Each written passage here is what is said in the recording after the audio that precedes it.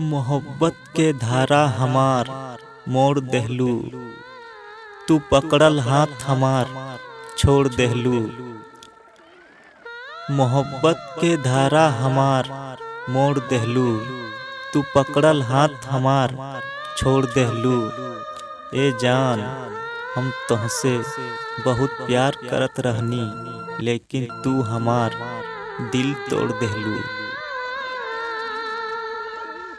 दर्दे दिल सहल ना जाला, जुदा हो के तोहरा से रहल ना जाला।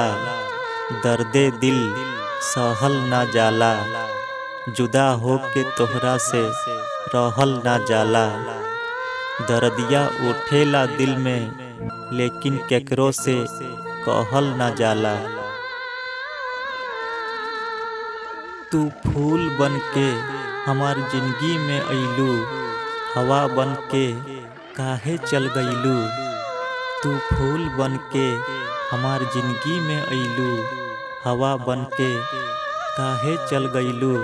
ए जान, हम तोहरा से बहुत प्यार करत रहनी, ना जाने केकरा प्यार में पिघल गइलू।